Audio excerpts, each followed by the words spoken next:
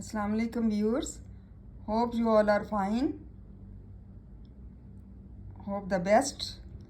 Common errors in the use of verbs. Incorrect.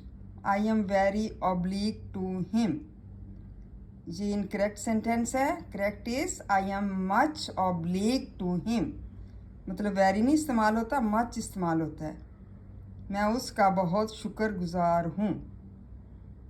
Second is she was named as Farhat. She was named Farhat. As नहीं बोलना इसमें बस she was named Farhat. उसका नाम फरहत है. Next is walking is quite useful for health.